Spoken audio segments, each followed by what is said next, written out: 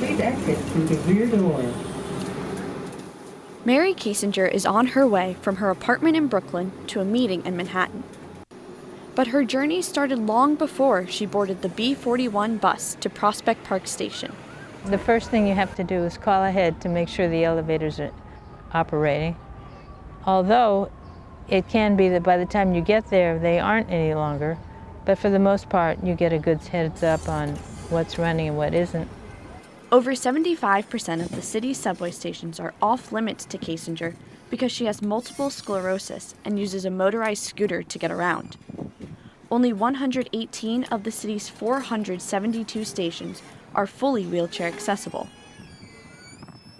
The subway map for a disabled person changes drastically from this to this. Stations and even entire lines disappear. Kasinger lives only 5 minutes away from a subway station, but she has to take a 30-minute bus ride to the nearest one equipped with an elevator. There's no guarantee the elevator, which she called about earlier, is still working. You feel like you've really triumphed when you find one. But it can take a while, so you have to be very calm and patient. Then she makes her way to the wheelchair boarding area, and if the gap between the platform and the car isn't too large, she can board the queue. The queue at Prospect Park is level, although the queue at other stations is not necessarily. You sort of learn that as you go, you know, which station has which trains that are level. But if it's not level, then someone from inside the car has to pull you on board, and somebody from outside has to push you on, because the back, once the front is on, then the back gets stuck. So you have to work on both directions. I've been lucky though, but people have helped me a lot. The New York subway system is the world's largest and one of the oldest. The first underground line opened in 1904, but not a lot has changed since then, especially for disabled riders. It's basically a systemic lack of regard at the MTA for the needs of their disabled riders. Emily Seelenfreund is a lawyer for Disability Rights Advocates, a nonprofit group that represents people with all types of disabilities across the nation. We're dead last in the country, so only 24% of New York City subway stations are usable to people with mobility disabilities. So older cities as well, like Boston and Chicago, are at 70% accessibility. DC is 100% accessible. On top of accessibility issues, track problems and crumbling stations have become the norm. Behind the scenes, the vast majority of signal systems that are currently in place date to the 1930s and are well beyond their lifespan. Things have gotten so bad that Governor Cuomo declared a state of emergency for the MTA last June. It's a short-sighted view, but that's what we've done. And the attitude becomes, when it breaks, we'll fix it.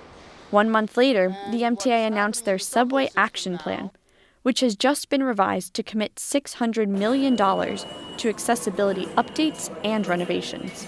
The MTA plans to spend $300 million on critical station improvements, $200 million on station enhancements like elevators, and $100 million for redesigned platforms and similar work. However, that pales in comparison to the amount needed to make every station accessible. In the past, officials have said that overhauling the entire system would cost well over $10 billion. Each elevator can cost upwards of an estimated $10 million, and the price can soar depending on available space, platform restructuring, and labor. Another complicating factor is that installing one elevator at a station does not mean the whole station becomes accessible. Some stations are only accessible on the downtown or uptown side. Or, in the case of Union Square, one of the city's busiest stations, only certain lines are reachable by elevator. Kasinger has gotten off here to transfer from the Q to the L, but if she had wanted to get on the 4, 5, or 6, she would have had to find another route.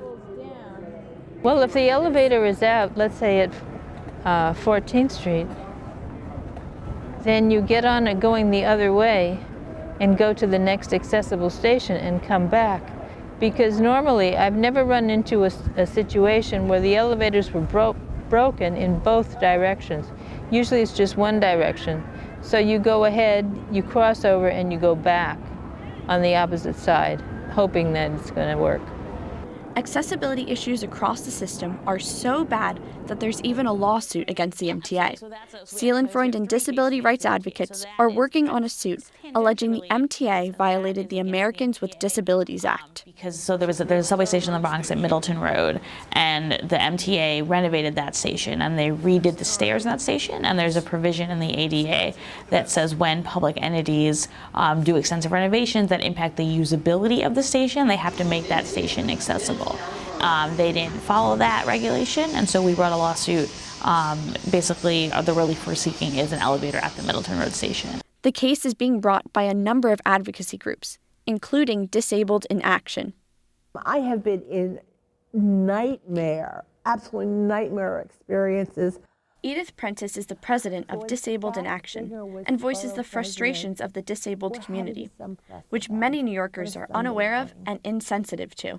Some dweeb from Long Island who doesn't know the subways at all is telling me, of all people, how I should rescue myself from the subway. Well, next time she's just going to have to go to the next station. I go, you fucking find me a station. There is no station. Then he suggested I should take a bus instead of trains. And I proceeded to tell him it was my civil right.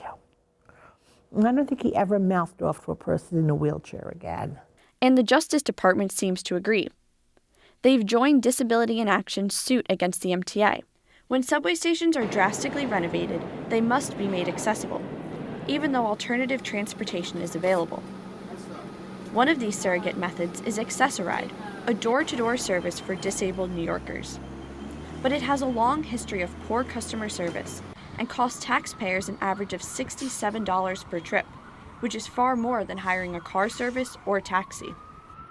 It's a mixed experience. Normally I take Accessoride as long as it's good, and then when it goes bad, then I take the train. And when that goes bad, I go back to Accessoride. I have had experiences where they went right past my house to deliver somebody else miles away. So that gets exasperating. Advocates say getting more subways on the accessibility grid for disabled New Yorkers would alleviate this problem and cut down on waste. It would also allow riders like Kasinger to get where they need to go, like every other New Yorker. I would love to see elevators in every single station because there's just too big a distance between the stations that have them. For NYU Now, I'm Hannah Foley.